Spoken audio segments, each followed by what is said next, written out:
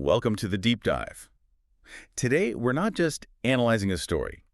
We are, I think, performing deep tissue surgery on an emotional powder keg. That's a good way to put it. We're talking about the boys' love Manhwa Omega complex. Yeah. We're going to plunge right into the world that Today's Spring and Hagong created, where deep psychological trauma meets this really rigid, fascinating social structure, the Omegaverse. Yeah, and this story is, it's a perfect example of how a genre mechanic, this whole fictional biology thing, can be used to just amplify real emotional pain. For listeners who might already be familiar with this universe, you know the setup. You've got this secondary gender dynamic. It categorizes everyone into alphas, betas, or omegas, and it sort of overrides typical gender roles. Right. In Omega Complex, that structure isn't just background noise, it's the prison. It's literally the prison that locks the main character in his fear. Absolutely. So our focus today is to really understand how this manhwa uses that fictional hierarchy, of dominance and vulnerability to explore these really powerful, heavy issues. Yeah. Things like the weight of hiding who you are, the impact of this deep-seated aversion, and the just agonizing path to unlearning prejudice. It's a love story built on a lie that lasts for years. A huge lie. Okay.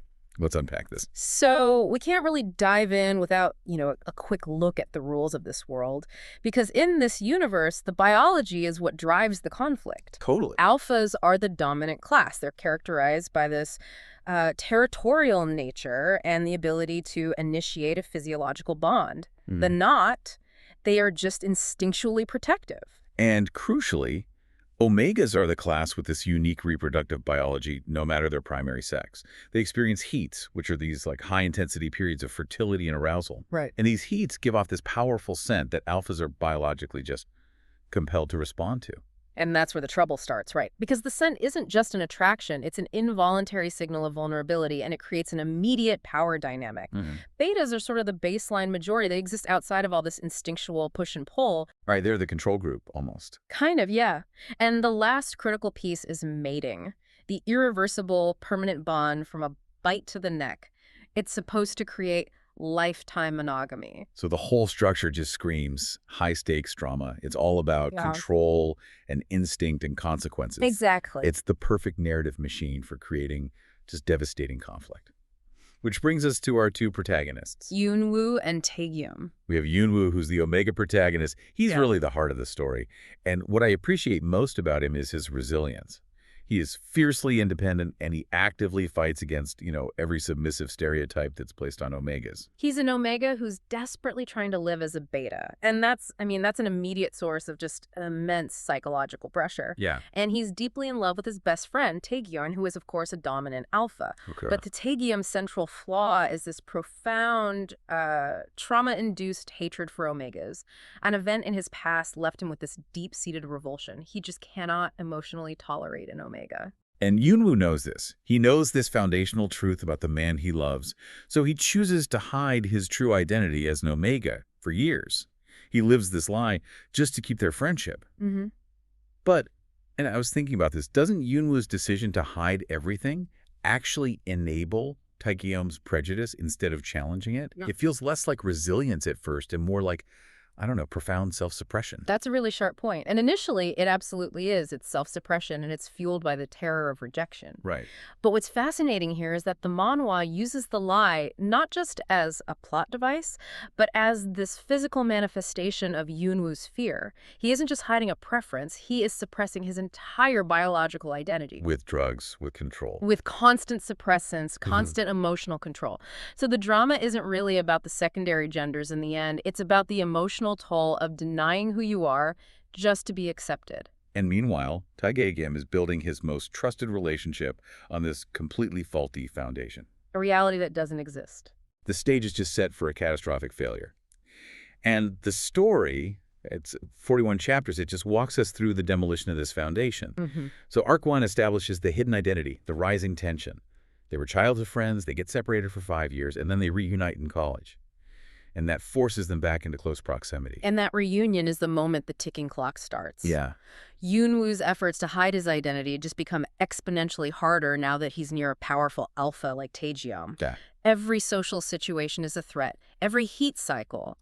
It's a biological time bomb. He's using suppressants, but they're starting to fail. Right, they're failing. So the tension of this whole arc is just rooted in this overwhelming panic of constantly living on the edge of being exposed. And those emotional stakes just rise and rise until we hit Arc 2, the climax, where it all just explodes. And here's where it gets really interesting. It really does. The writers use the very mechanics of the Omegaverse to deliver the blow. Yoon-woo's secret becomes physically impossible to hide. It forces a revelation, probably during a really dangerous, uncontrolled heat cycle. The betrayal for Taegyeom is immediate. It's overwhelming. The physical reality he's denied for years, that his best friend is the very thing he despises, is just thrust on him. And what elevates this beyond a typical breakup is that the revelation forces the details of Taegyeom's past trauma into the light. It gives context. His hatred isn't just baseless prejudice, it stems from a specific agonizing history that involved an Omega. So his reaction isn't just disappointment, it's a traumatic recoil. And it's compounded by the involuntary biological pull of the heat cycle. Exactly. Intense cognitive dissonance. So the power dynamic is completely shattered. The friend he trusted, the beta he was comfortable with, is now suddenly this vulnerable Omega giving off a scent he is biologically wired to respond to. It forces them out of friendship and into this unavoidable, undeniable conflict. Precisely. And that's the genius of how they use the genre. The emotional pain is expressed through a physiological reality. Okay, so then they move into arcs 3 and 4. Yeah, which is the agonizing process of genuine resolution. The conflict shifts entirely inward. Taegyeom has to do the really hard work of facing his past and actively dismantling his biases. And this is where the story, I think, really shines. And where Yoon-woo's resilience becomes this huge thematic statement. He doesn't just, passively wait to be accepted. No, he doesn't. He finds the strength to demand acceptance for his full, authentic Omega self. He forces Taegyeom to see that his love for him has to actively defeat that trauma-based rejection of Omegas. And that's the core insight of the whole story. It resists that common trope where the Omega is just sort of fixed by the Alpha. Yoon-woo shows independence, resilience, mental fortitude. It's a complete rejection of biological determinism. The story is basically arguing that the only path to a real connection is through mutual respect and communication. And it requires Taegyeom to fundamentally change his entire worldview.